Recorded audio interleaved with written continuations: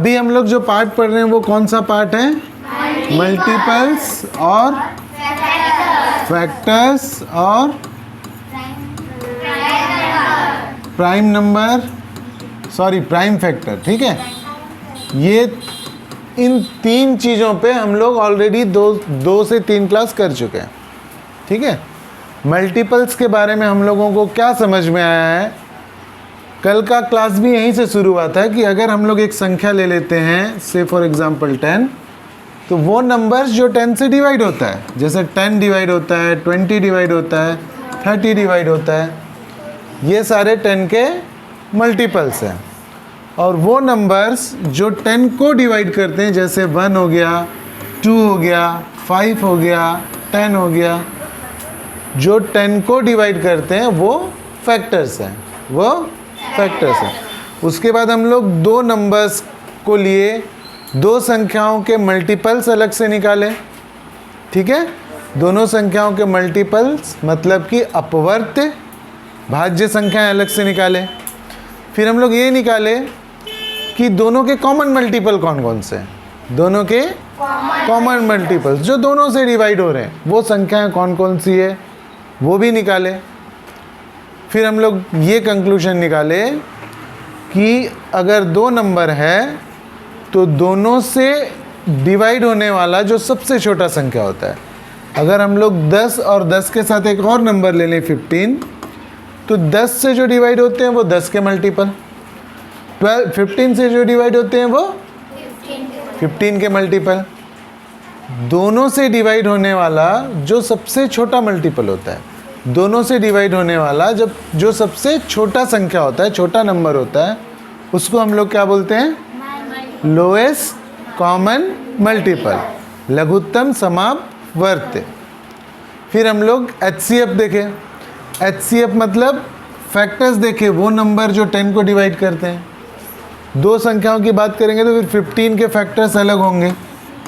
ठीक है, 10 के फैक्टर्स अलग होंगे, 15 के फैक्टर्स अलग होंगे। फिर हम लोग ये देखें कि फैक्टर्स में वो सबसे बड़ा फैक्टर कौन है जो 10 और 15 दोनों को डिवाइड कर रहा है। बात समझ में आया? तो लास्ट में हम लोगों को ये बात समझ में आया कि जो LCM होता है वो और कुछ नहीं बल्कि वो सबसे छोटी संख्या होती है, जो लघुत्तम समापवर्त्य होता है वो और कुछ नहीं बल्कि वो सबसे छोटी संख्या होती है जो दिए गई दोनों संख्याओं से या तीनों संख्याओं से, जितनी भी संख्याएं दी गई हैं उन संख्याओं से पूरी तरह से विभाजित होती है, पूरी तरह से विभाजित होती है। हाईएस्ट कॉमन फैक्टर के बारे में ये समझ में आया कि हम लोग जो भी संख्या हम लोग को दी हुई है उसके फैक्टर्स को लिखेंगे। जब दोनों को हम लोग देखेंगे तो एक बात समझ में आ रही है कि किसी भी संख्या का सबसे छोटा फैक्टर होता है 1, इसीलिए फैक्टर में सबसे बड़े फैक्टर की बात होती है, इसीलिए फैक्टर में सबसे बड़े फैक्टर। तो दो संख्या, 3 संख्या, 4 संख्या, जितनी भी संख्याएं दी हुई है उसमें जो सबसे बड़ा फैक्टर होता है कॉमन, वो सबसे बड़ी संख्या जो दी गई सभी संख्याओं को डिवाइड करता है कंप्लीटली, वो सबसे बड़ा नंबर ही क्या होता है हम लोगों का? Highest common factor. Factors, multiples मतलब जो डिवाइड होती है, फैक्टर्स मतलब जो डिवाइड करता है। ठीक है, तो एग्ज़ाम पे जो प्रश्न आता है वो नॉर्मली क्या प्रश्न होता है? एग्ज़ाम का प्रश्न, आप लोग एक्सपर्ट हो, आप लोगों को 2 नंबर्स दे दें 15 और 20, तो 15 और 20 का आप लोगों को LCM और HCF निकालना आता है, नहीं आता है तो हम लोग सीख जाएंगे। 15 का LCM और HCF निकालना आता है कुछ लोगों को नहीं आता है, तो वो लोग सीख जाएंगे कि कैसे 15 और 20 का HCF या LCM निकालना है। ठीक है, मैं अभी आप लोगों को जो ये तरीका बताया कि 15 से डिवाइड होने वाले नंबर्स को अलग से लिखो, 20 से डिवाइड होने वाले नंबर को अलग से लिखो, उसके बाद दोनों में जो कॉमन है, कॉमन में जो सबसे छोटा है वो LCM होगा, मतलब वो सबसे छोटा नंबर जो दोनों से डिवाइड होता है। ये इतना समझाने के पीछे मेरा मकसद क्या था कि आपके परीक्षा में जो प्रश्न आएगा वो ये प्रश्न नहीं होगा कि फाइंड आउट LCM या फाइंड आउट HCF। अगर LCM का प्रश्न होगा तो परीक्षा में जो प्रश्न आएगा वो ये होगा, वह छोटी से छोटी संख्या निकालो जो दी गई संख्याओं को पूर्णतः विभाजित करती है। Find out the smallest number that can be divided by the given numbers. बात समझ में आया? अगर हम लोगों को एलसीएम का प्रश्न होगा तो फाइंड आउट एलसीएम नहीं होगा, वह छोटी से छोटी संख्या निकालो जो दी गई संख्याओं से पूर्णतः विभाजित होती है। और ठीक वैसे ही एचसीएफ का जो प्रश्न होगा वो कौन सा होगा? वह बड़ी से बड़ी संख्या निकालो जो दी गई संख्याओं को पूर्णतः विभाजित करती है। Biggest number that will divide the given number. समझ में आया?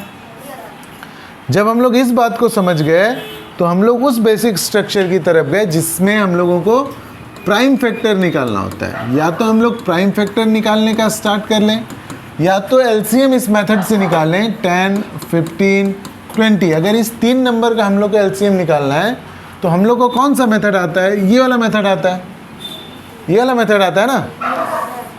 इस मेथड से एलसीएम या एचसीएफ निकालने के लिए बहुत ज़रूरी है हम लोगों को ये ज्ञान होना कि ये जो नंबर हैं ये किस किस से डिवाइड होंगे।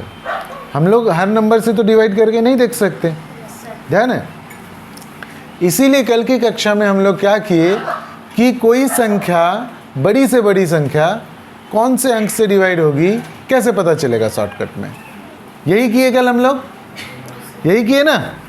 अब ध्यान दो, वापस मैं उस पर आता हूँ कि कोई संख्या 2 से डिवाइड हो रही है कि नहीं हो रही है। कोई संख्या 2 से डिवाइड हो रही है कि नहीं हो रही है, कैसे पता चलेगा?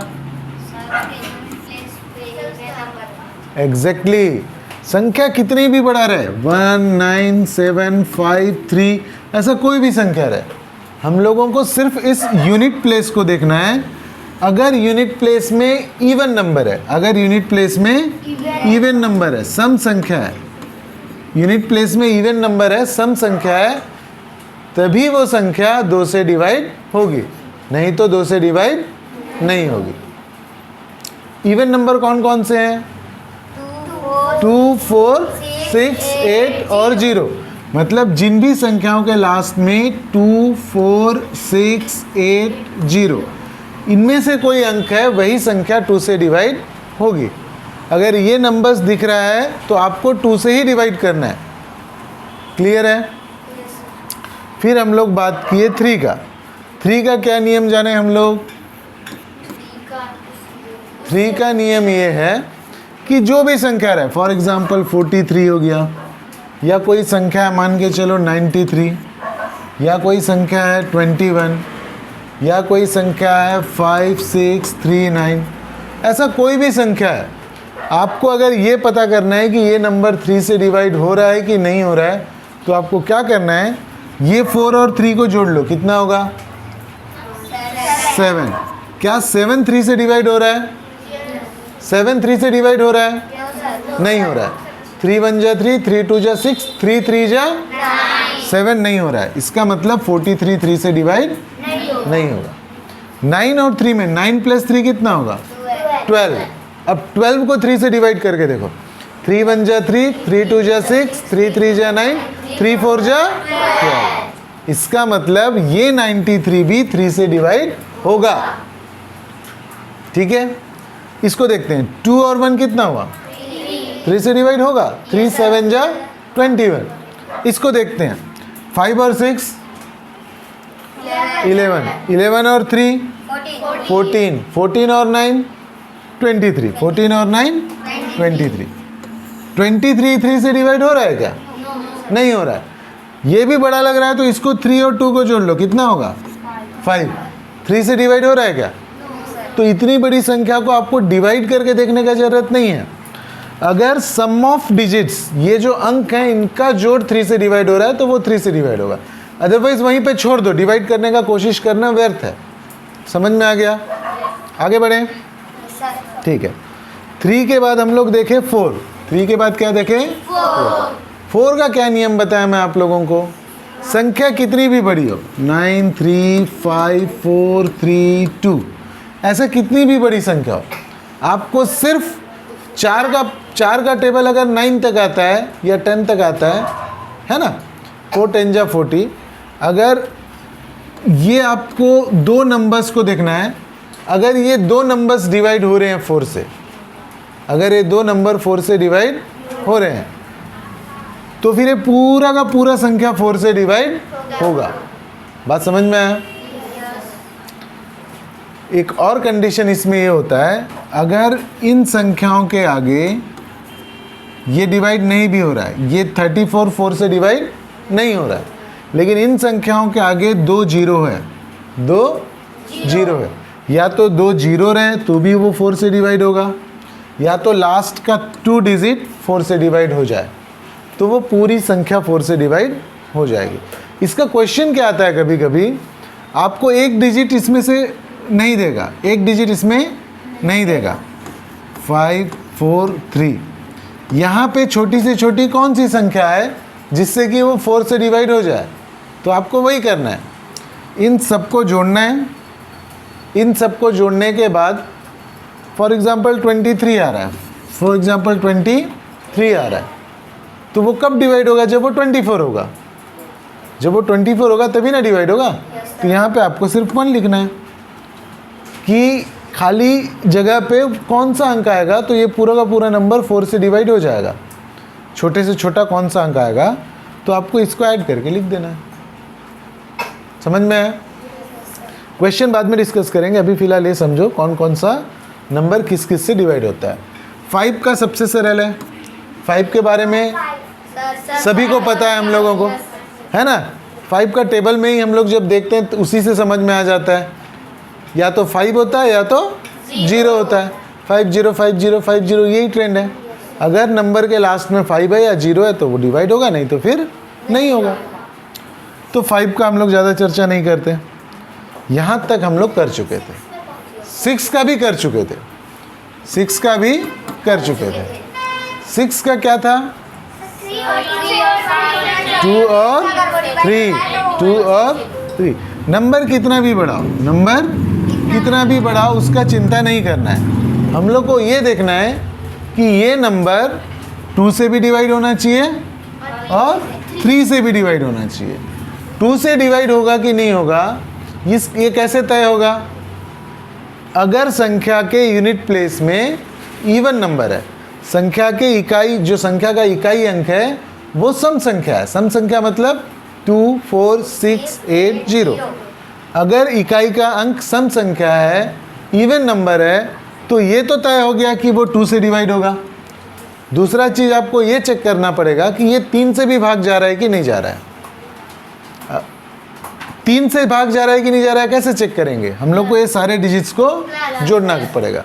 तो 9 और 8 कितना होगा, 17। 17 और 7, 17 और 7 24। 24 और 3 27। 27 और 4 31। ये 31 3 से डिवाइड हो रहा है क्या, नहीं हो रहा है। इसका मतलब ये नंबर 6 से डिवाइड नहीं होगा। अगर इसके जगह यहाँ पे 3 होता, क्या होता है, यहाँ पे 3 होता। अब इसका पूरा जोड़ेंगे तो क्या आ जाएगा, 30 आ जाएगा। कितना आ जाएगा, 30। तो 33 से डिवाइड हो रहा है, yes, ये 3 से डिवाइड हो रहा है, लेकिन 2 से डिवाइड हो रहा है क्या, no, नहीं हो रहा है। इसका मतलब कि ये 6 से डिवाइड नहीं होगा। हम लोगों को दोनों को ध्यान देना है, 2 से भी नंबर डिवाइड होना चाहिए और 3 से भी डिवाइड होना चाहिए। जब दोनों से डिवाइड होगा तभी वो संख्या 6 से डिवाइड होगा। जैसे इसको मैं कर लूँ यहाँ पे 3 को 4 और इसको कर लूँ यहाँ पे 2। अब क्या हो जाएगा, इवन नंबर है तो 2 से भी डिवाइड हो रहा है और इसका पूरा का सम भी 30 आ रहा है ना। अब 6 से ये नंबर डिवाइड होगा। आगे बढ़ें, ठीक है। 7 के बारे में परेशान होने का कोई ज़रूरत है नहीं कि 7 से कोई नंबर डिवाइड हो रहा है कि नहीं हो रहा है, ठीक है। सीधे हम लोग चलते हैं 8, सीधे हम लोग चलते हैं 8। 8 का नियम याद रखने के लिए आपको याद रखना पड़ेगा 4 का नियम। 4 का क्या नियम था, 4 का क्या नियम था, लास्ट का 2 डिजिट 4 से डिवाइड होना चाहिए, या तो लास्ट का 2 डिजिट 0 होना चाहिए, तब वो पूरा संख्या 4 से डिवाइड होगा। ये नियम था। 8 का नियम में 4 के जगह 3 संख्या है, 4 के जगह 3 डिजिट है, सॉरी 3 डिजिट है, मतलब 3 अंक है, कोई संख्या है तो 8 के लिए आपको ये 3 डिजिट को देखना पड़ेगा। अगर वो 3 डिजिट 8 से डिवाइड हो रहा है तो पूरा का पूरा नंबर 8 से डिवाइड होगा। 8 बहुत इंपॉर्टेंट नहीं है, लेकिन याद रखो 3 डिजिट अगर 8 से डिवाइड हो रहा है तो पूरा का पूरा संख्या, चाहे इसके पहले इधर कुछ भी रहे, आपको पूरा का हिसाब नहीं लगाना है, सिर्फ लास्ट का 3 डिजिट का हिसाब लगाना है। लास्ट का 3 डिजिट अगर 8 से डिवाइड हो रहा है, इस प्रोसेस को समझना है तो आपका जो हम लोग का प्राइम फैक्टर वाला प्रोसेस है जिससे एलसीएम एचसीएफ निकल रहा है वो तो ठीक है, वो तो ठीक है। एलसीएम एचसीएफ का एक और तरीका होता है जिसको हम लोग डिवीज़न मेथड बोलते हैं, भाग मेथड बोलते हैं। इसके बिना वो मेथड मुश्किल हो जाएगा, ठीक है। 1 से 6 तक समझ गए हम लोग। 7 का मैं बता ही नहीं रहा हूँ। 8 का क्या बता रहा हूँ मैं। 4 पे हम लोग लास्ट का 2 डिजिट को चेक करते थे कि 4 से डिवाइड हो रहा है कि नहीं, या तो फिर 2 जीरोज होना चाहिए था। 8 में लास्ट का 3 डिजिट चेक करना पड़ेगा आपको। अगर ये 3 डिजिट 8 से डिवाइड हो रहा है, इसका मतलब पूरा नंबर 8 से डिवाइड होगा। या तो फिर लास्ट का 3 क्या होना चाहिए, 0 होना चाहिए। या तो ये 3 डिजिट डिवाइड हो, या तो फिर ये 3 0 हो, तब फिर वो 8 से डिवाइड होगा। समझ में आया, समझ में आया, ठीक है। 9 का बताऊं। 9 का इंपॉर्टेंट है, आपको काम आएगा 9 का। 9 का ये है, जैसे 3 का क्या नियम था, सम ऑफ जो डिजिट्स होता है 4 3 5, ये तीनों का जो सम होगा ये 3 से डिवाइड होना चाहिए, तभी वो 3 से डिवाइड होगा। यही था ना। 9 का भी यही नियम है। अगर ये सबका जो जोड़ है, सबका डिजिट का जो सम है, वो अगर 9 से डिवाइड होगा तो वो नंबर भी 9 से डिवाइड होगा। ये आपको पहाड़ा में भी दिखेगा, देखो 9 1 जा 9, 9 2 जा 18, 9 27,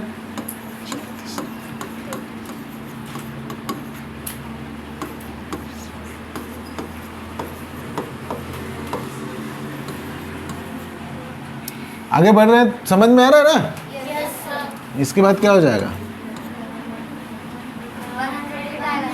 कितना 108, ठीक 108। उसके बाद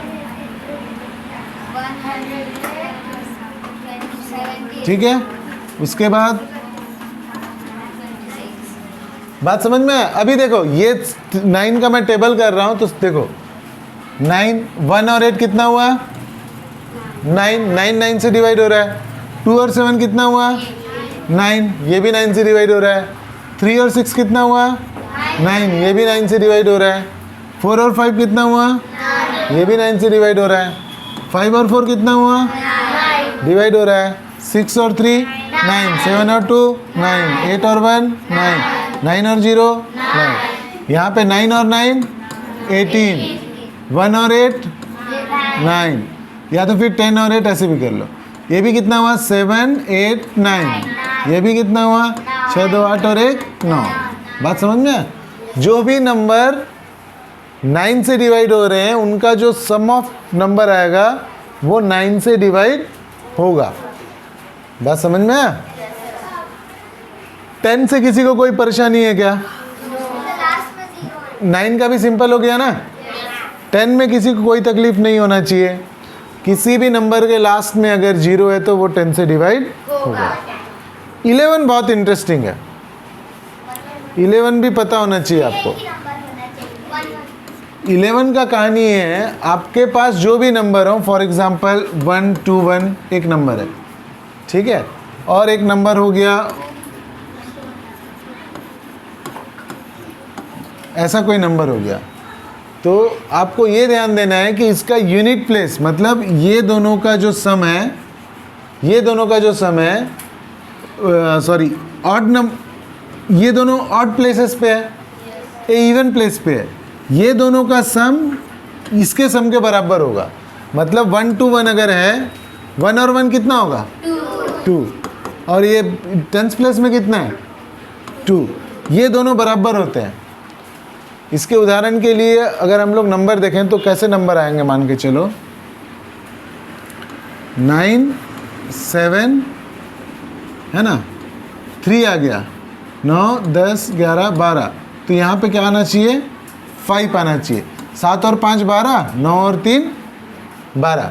ये नंबर 9 से डिवाइड 11 से डिवाइड हो जाएगा। कैसे डिवाइड होगा देखो, 11 7 जा 11 8 जा 88, 97 में 88 माइनस किए तो कितना हुआ 9 हुआ। कितना हुआ 9 सॉरी, हाँ 9 हुआ। अब ये 93 हो गया, इसको फिर 11 8 जा करेंगे तो कितना होगा 88, 88 93 में 5 बचा, फिर लास्ट में 11 5 जा 55। समझ में आया? मैं इसमें क्या बता रहा हूँ आप लोगों को, मैं इसमें ये बता रहा हूँ ये दोनों को जोड़ो कितना हो गया 9 और 3 को 12, और 7 और 5 को 12। मतलब अल्टरनेट जो संख्याएं हैं उसको आप लोग जोड़ोगे तो बराबर आएगा, ये दोनों का जोड़ और ये दोनों का जोड़ बराबर रहेगा। अगर ऐसे कंडीशन रहेगा तो वो नंबर 11 से डिवाइड हो गई होगा। बात समझ आया? आपको ध्यान किस किस का रखना है, एक आप 9 का रखो, ठीक है, एक 11 का रखो, और दूसरा बहुत ज़रूरी है 7 का ध्यान रखना कि कौन कौन सा नंबर 7 से डिवाइड होता है। तो फिर ये अपना जो डिवाइड करने वाला कोई सा भी नंबर रहेगा तो आपको नंबर देख के पता चल पाएगा कि ये कौन से अंक से डिवाइड होगा। ठीक है, अब इसके बाद इस पार्ट पे जो हम लोग को करना है उसके लिए बहुत ज़्यादा प्रैक्टिस चाहिए। बात समझ में आया? अब हम लोग को इस पार्ट में जो पढ़ाना था वो हो गया है, अब हम लोग को बहुत ज़्यादा प्रैक्टिस करना पड़ेगा। जोड़ना, घटाना, गुणा, भाग, कॉम्प्लिकेटेड नंबर मन को लिखो, प्रैक्टिस करो। जितना ज़्यादा हम लोग प्रैक्टिस करेंगे उतना ही ज़्यादा हम लोग को ये सब चीज़ समझ में आएगा। ठीक है।